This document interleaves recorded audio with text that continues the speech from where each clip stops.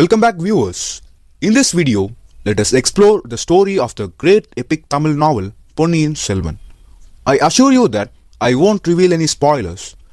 Come on, let us start with a few words of introduction before going into the story.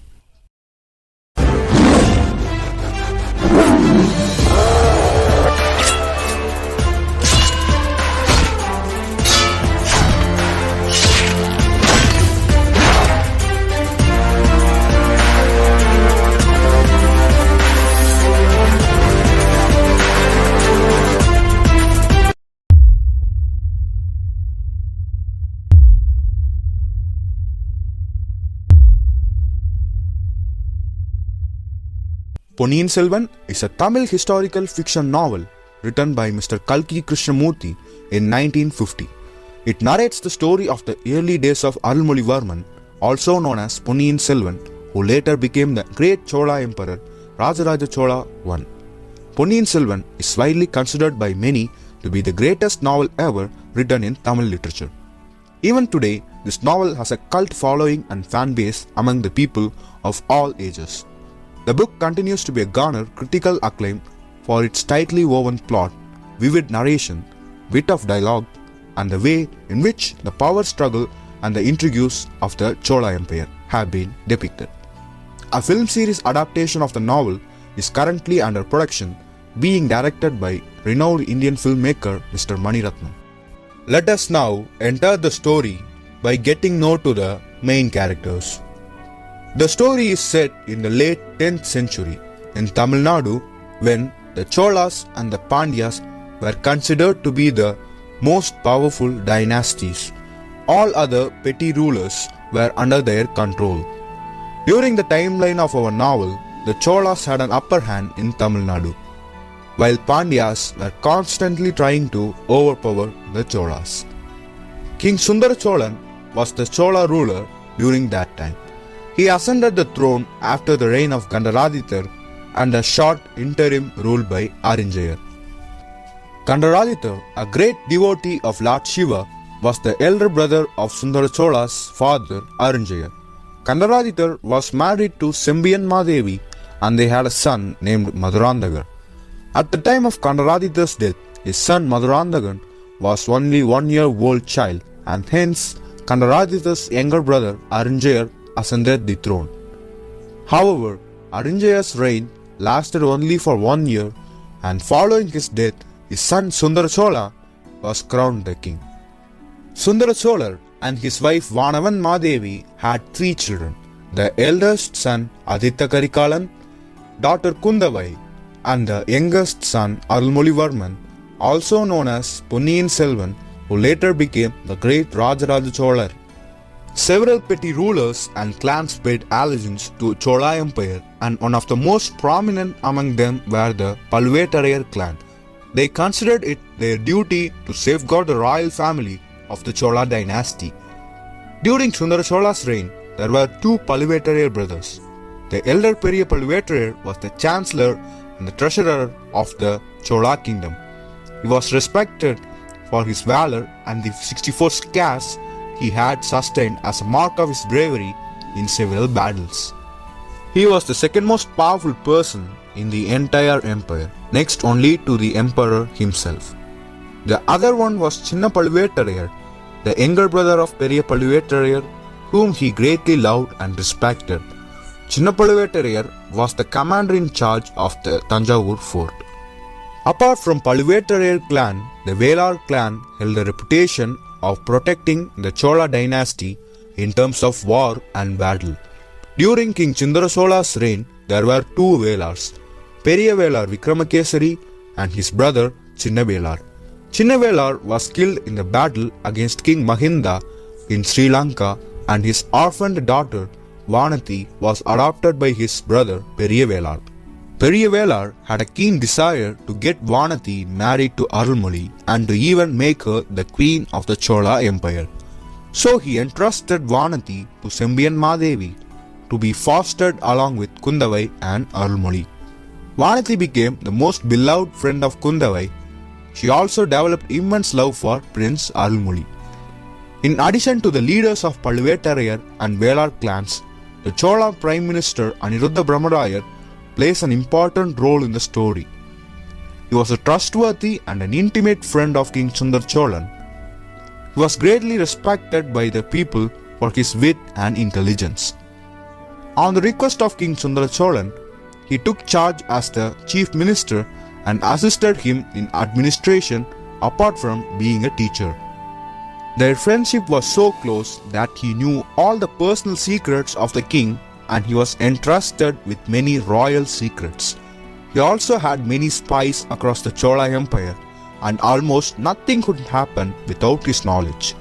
One of his most prominent spies was Alvarkadiyan Nambi, a staunch Vaishnavite who served as a loyal and a dependable servant to the Chola government. As I had previously mentioned, the Cholas and the Pandyas were the powerful dynasties in Tamil Nadu during the time of our story, and the Cholas had an upper hand between the two. In this race for supremacy, the Pandyas often waged wars against the Cholas. Veerapandiyan was the Pandya king during the time of our story, and in one of the many battles, Veerapandiyan beheaded Uttamasili, who was beloved uncle of King Sundara Cholan. However, in the end, Veerapandiyan lost in the battle and fled to Sri Lanka. This beheading incident enraged Prince Aditya Karikalan and he made a vow to behead Veerapandiyan to avenge the death of Uttamasili. For this, he specially trained himself in battle skills under the guidance of his maternal grandfather Malayaman. Now let us look at the teenage days of Aditya Karikalan, which sets a base for the entire story. Palayarai and Tanjavur were the two important capital cities of the Cholas. Aditya Karikalan, Kundavai and Almoli lived in Palayarai during their childhood under the care of Sembiyan Madevi. During that time, Alvarkadiyan Nambi and his family were devotees of Lord Vishnu, had shifted to Palayarai from the Pandya territory in order to serve at the palace temple in Palayarai. Much earlier to that, Nambi's family had adopted an orphan baby girl who was found in forests and named her Nandini. Nandini helped her foster brother Nambi in the sacred rituals of the temple at Palayarai. This impressed Sembiyan Madevi, and so she allowed Nandini to be fostered along with the royal children Aditya Karikalan, Kundavai and Arulmozhi. Nandini grew up into a girl with intoxicating beauty, which easily made even the greatest men fall for her. However, the proud Nandini hated Kundavai as she felt that Kundavai was jealousy of her beauty. Eventually, Nandini and Prince Aditya Karikalan secretly fell in love with each other, but none of the members of the royal family, including Kundavai and Sembiyan Madevi, were in favor of this relationship. So Nandini was forced to leave the city of Palayarai. Sembiyan Madevi reminded Karikalan about his vow and advised him to forget Nandini and concentrate on his war training. Years passed by. Emperor Sundara Cholan became ill, his legs were paralyzed and he was bedridden. In view of worsening health, he was moved from Palayarai to Tanjavur.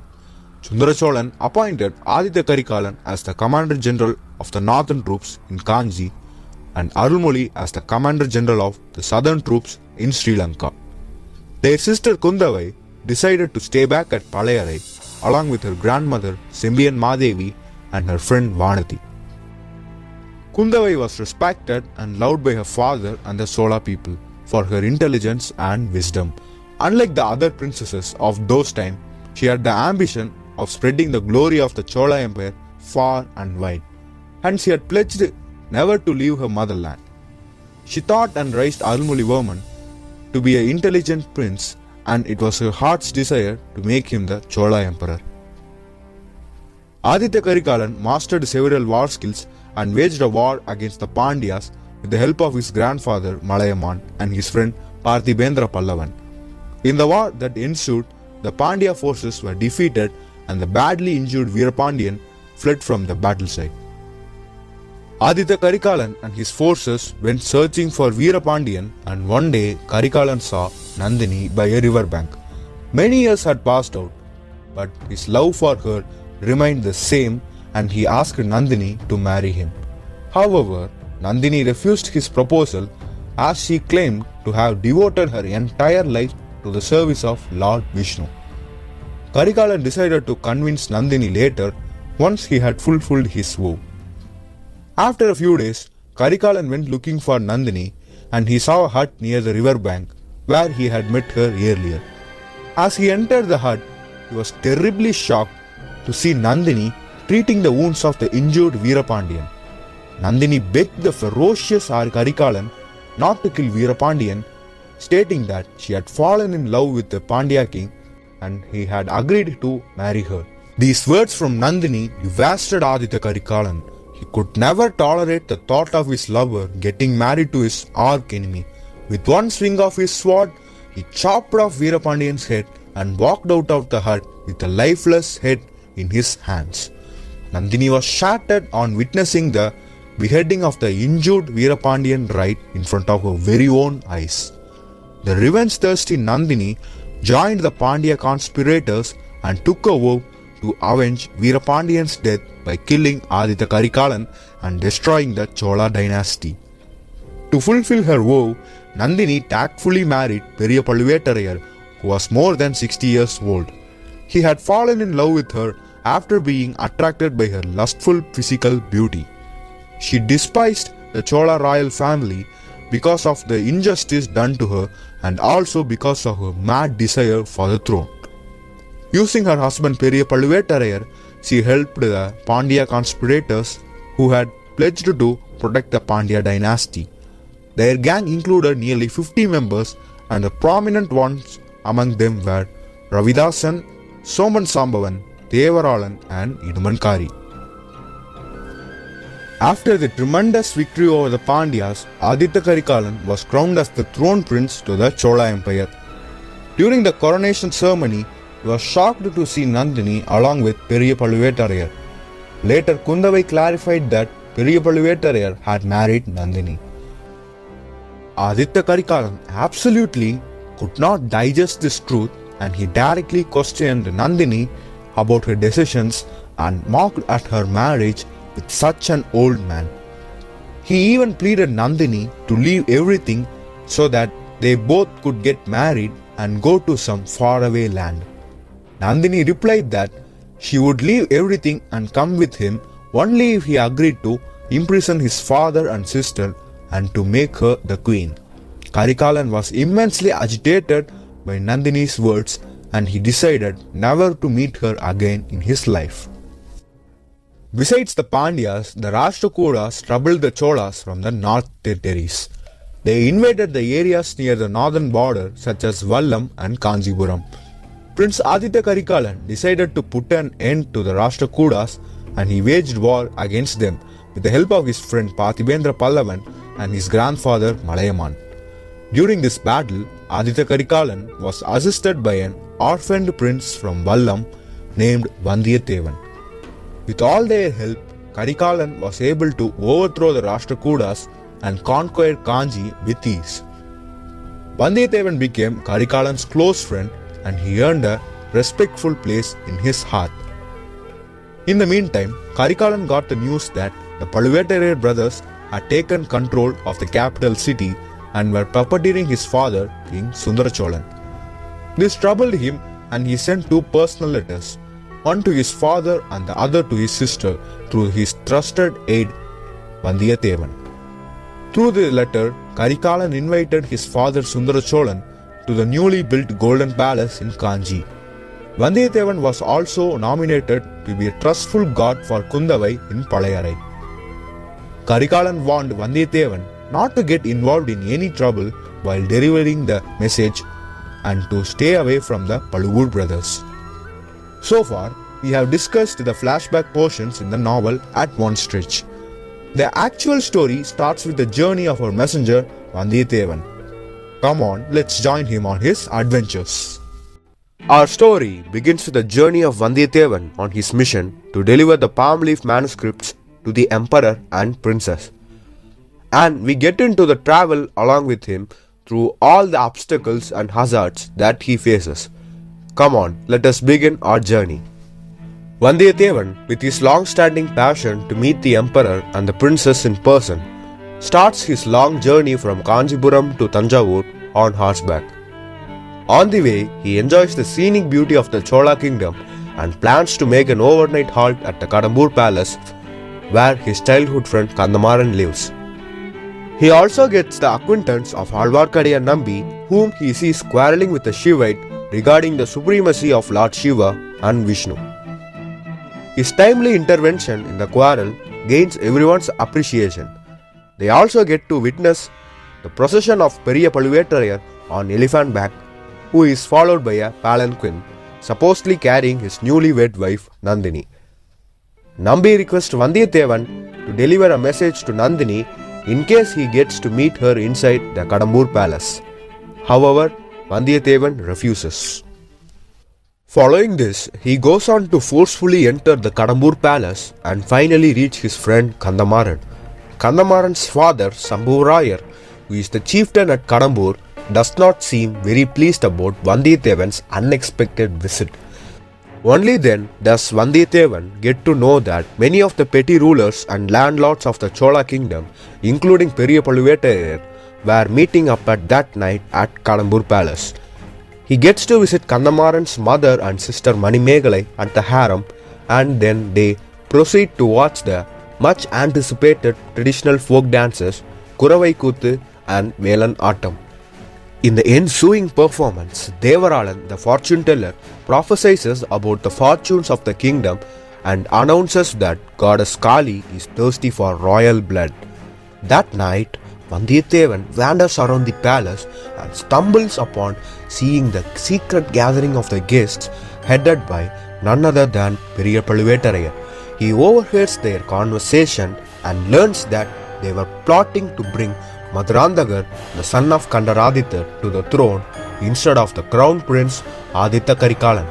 A more shocking revelation follows as Madurandagar himself appears out of the palanquin which was supposed to carrying Nandini and agrees to be their future ruler, and all those gathered reluctantly agree to this decision.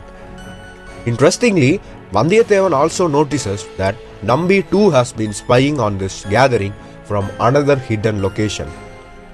Vandiyathevan was longing to get back his ancestral kingdom of Vallam once Prince Karikalan becomes the king, but he is dumbstruck by the happenings of this meeting and makes a firm decision to warn the king and Princess Kundavai about these secret plots. The next morning, Vandiyathevan continues his journey to Thanjavur and he meets Nambi once again on the way. Through their conversation, Vandiyathevan gets to know that Nandini was Nambi's foster sister and he could never get in touch with her after she was taken away by Periya Paluvettarayar. This was the reason behind him trying to send a message to her. We have already seen this backstory in the flashback part of our video. Following this conversation, Nambi directs Vandiyathevan to Kudandai Jodhidar, the astrologer, hoping that he would be able to extract some information from Vandiyathevan. At the same time, we see Kundavai and Vanathi also travelling to meet Kudandai Jodhidar. They discuss about the fortunes of the kingdom and he warns that the comet which is seen in the skies was an indicator of misfortune to the royal family. Kundavai learns from the Jodhidar that Vanathi was destined to marry a great emperor and to beget an even more mightier prince. The Jodhidar also comments that the groom for Kundavai would be a great warrior and said that he would be arriving very soon. At that very moment, Vandiyathevan forces open the door and enters the house, unaware of the presence of the princesses. On seeing Kundavai's face, he becomes speechless at once, taken back by her great beauty. Although he later apologizes for his behavior, Kundavai ignores him and leaves the place. After this, he meets the Jodhidar and learns about all the great adventures ahead of him and the wonderful fortunes which await him. Here, Vandiyathevan is unaware that the girl whom he met at Kudandai Jodhidar's place is Aditya Karikalan's sister Kundavai, whom he supposed to deliver the script. As Vandiyathevan further continues his journey, he sees the same palanquin from Kadambur palace, but to his surprise, finds Nandini inside it and not Madurandagan. He tricks Nandini and makes her believe that he has brought her news from her foster brother Nambi and obtains her signet ring, using which he could later meet her in privacy. After all these adventures, Vandiyathevan finally reaches Tanjavur, where he befriends Sendanamudan, a lad who takes care of the flower garden, supplying flowers to the temple. The next morning, Vandiyathevan enters the palace using the signet ring and also manages to trick Chinna Paluvettarayar, the head of the Tanjavur fort, by claiming that the ring was given to him by Periya Paluvettarayar at Kadambur Palace. He also manages to meet the emperor in person and deliver the palm leaf script to him, inviting him to come and reside at the Golden Palace built by Aditya Karikalan at Kanjipuram. He impresses the king by his wit and politeness. He even tries to warn the king about the plots being made against the kingdom, but he is caught red-handed by Chinna Paluvettarayar. Although Vandiyathevan manages the situation, Chinna Paluvettarayar continues to suspect him and assigns soldiers to keep an eye on him. Using the excuse of exploring the fort, Vandiyathevan escapes from those guards and reaches Nandini in her palace. She declares that she is presently not in a situation to fulfill Nambi's desire to serve Lord Vishnu. With her intoxicating beauty, Nandini seduces and tactfully extracts all the information from Vandiyathevan and requests him to bring her the reply message given by Kundavai to Karikalan. The conversation gets disturbed by the sudden entry of Ravidasan, the Pandya conspirator in the disguise of a wizard, and so Nandini instructs Vandiyathevan to go and hide himself. He overhears their conversations and realizes the true colors of Nandini and her group of Pandya conspirators. He escapes the palace through a secret underground passage, and where he sees Madurandagan being escorted by Kandamaran and a guard. After a while, he sees Kandamaran and the guard returning back, and he silently follows them through the tunnel. As they reach the end of the tunnel, the guard opens a secret door, and when Kandamaran is about to enter the door, the guard stabs him on the back with a sharp knife and he escapes. With the signal of Periya Paluvettarayar and Nandini, Vandiyathevan carries the mortally wounded Kandamaran, who had mistaken Vandiyathevan to be his attacker, to Sendanamudan's hut, where he gets nursed by Amudan's deaf-mute mother Vaniyamai. By the time news spreads in the kingdom that Vandiyathevan is a spy and that he has stabbed Kandamaran, Vandiyathevan somehow escapes from Chinna Paluvettarayar's men, but Sendanamudan gets caught. With great difficulty, Vandiyathevan reaches Palayarai, and with the help of the temple priest, Isana Sivapattar meets Kundavai. Although both of them have met previously, only at this meeting do they both realize each other's identity. Vandiyathevan gets totally captivated by Kundavai's beauty, and an unspoken bond blossoms between them. He hands over Karikalan's palm leaf script to her, which says that Vandiyathevan be a trusted helper to her. Vandiyathevan promptly narrates all the incident of his adventurous journey from Kanjipuram to Palayarai, especially about the secret plots to bring Madurandagan to the throne. Shocked by the news of the treachery going on the kingdom, Kundavai directs Vandiyathevan to immediately travel to Sri Lanka and bring back Arunmozhivarman with him. As usual, our spy Alvarkadiyan Nambi overhears this conversation without anyone's knowledge. Vandiyathevan travels to Kodikarai in disguise, where he gets the help of Pungulali, the brave and carefree boat woman. Everyone fondly calls her Samutra Kumari, means the daughter of the oceans, and she happens to be Sendanamudan's cousin and love interest. However, Pungulali's heart yearns only for Prince Arulmozhi, and she agrees to row Vandiyathevan to Sri Lanka on her boat, since he is on a mission to meet the prince. Kundavai and Vanati set off to Tanjavur with the intention dealing with Nandini and sorting out the political unrest. As they enter the city of Tanjavur, they are welcomed by Periya Paluvettarayar and Nandini. Here we witness the beginning of an intense cold war between the two tigresses of the Chola kingdom, Kundavai and Nandini.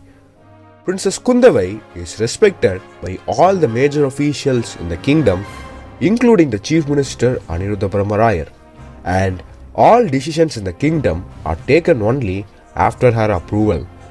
Nandini, on the other hand, enslaves any man with the blink of her eye and makes them obey her commands by her enticing beauty. One following night, as Vanati wanders around the Tanjavur palace, she hears the wailing sound of her king Sundaracholar, and she finds the king being scared by a mysterious figure who looks like Nandini, accompanied by Periya Paluvettaraya. This horrific sight makes Vanati faint at that very location. Aditya Karikalan and his grandfather Malayaman receive the news of the secret meeting at Kadambur and the conspiracy to bring Madurandagan to the throne. This infuriates Karikalan, but the wise old man Malayaman advises him to be patient and suggests to bring back Arunmozhivarman from Sri Lanka so that they, along with their sister Kundavai, could work out a plan. They sent Parthivendra Pallavan, another trusted friend of Karikalan, to Sri Lanka for this purpose. Vandiyathevan, who reaches Sri Lanka with Poonguzhali's help, gets caught by Periyavelar's men, but is later rescued by Alvarkadiyan Nambi. As Vandiyathevan and Nambi travel on, they are chased by a group of soldiers on horseback, and one of them manages to catch Vandiyathevan and says the palm leaf script from him, which was meant for Prince Arunmozhivarman. Although Vandiyathevan tries his best to fight him, he is overpowered by the stranger. Nambi silently watches all this happening and calmly pacifies Vandiyathevan, saying that the palm leaf script has reached its rightful destination. To Vandiyathevan's great surprise, the stranger in disguise turns out to be none other than Prince Arunmozhivarman himself, and eventually they both become good friends. Vandiyathevan, Arunmozhivarman and Nambi continues their journey to meet the Buddha Bhikshus, and on their way, Ravidasan and his gang of Pandya conspirators try to murder Prince Arunmozhi. However, an elderly mute woman with the striking resemblances to Nandini saves the prince. Vandiyathevan notices this unmistakable resemblance, and Arunmozhi clarifies that she was the Mandakini whom he fondly refers to as Umairani, the mute queen, who had previously saved the prince from the danger at several occasions in Sri Lanka. By now, Parthibendran, who was sent by Karikalan, reaches Sri Lanka and requests Prince Arunmozhi to travel back with him to meet his brother.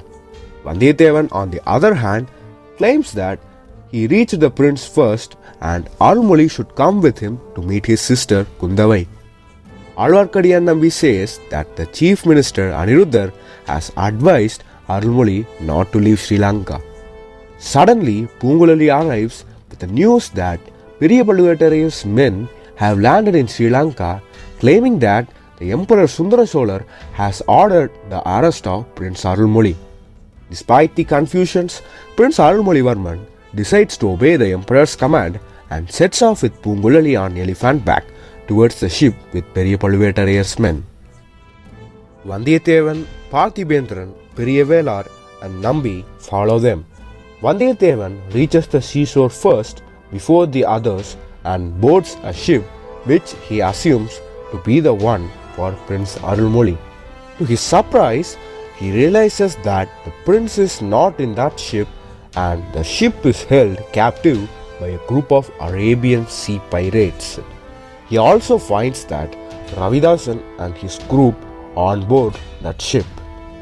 Vandiyathevan, along with Ravidasan and his men, defeat the Arabian pirates and take over the ship. Suddenly, a fierce storm arises and Ravidasan, along with his men, tie up Vandiyathevan to the mast of the ship and escape on a small boat.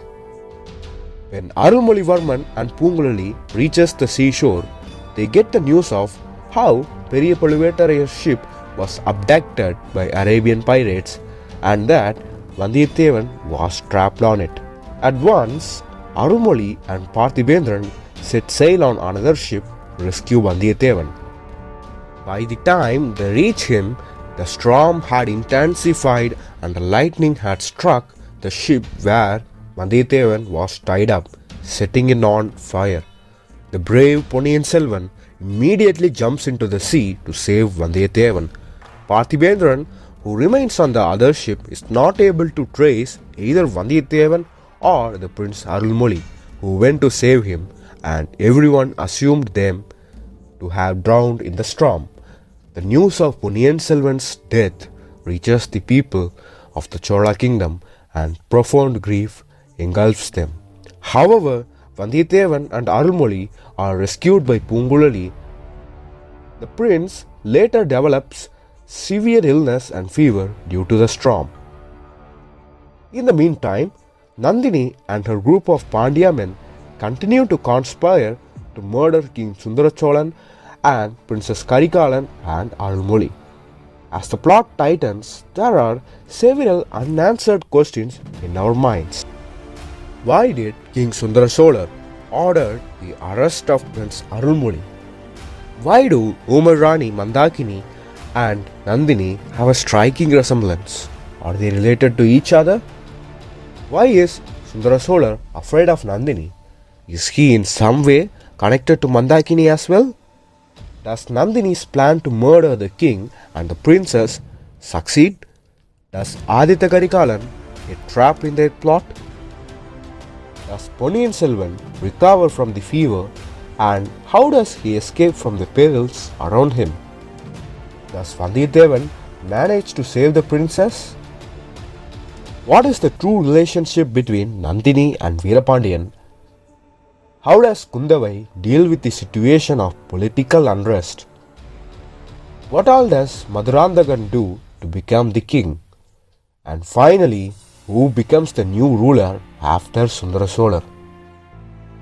We leave the viewers at this point to get to know the rest of the story by watching the movie. We have narrated the main plot of the novel without revealing any spoilers. Please do like this video and share it with your friends. Don't forget to subscribe to our channel and to get more Ponniyin Selvan related trivia and regular updates about the upcoming movie. The links to our Instagram and Telegram pages are given in the video description. See you all soon in our next video.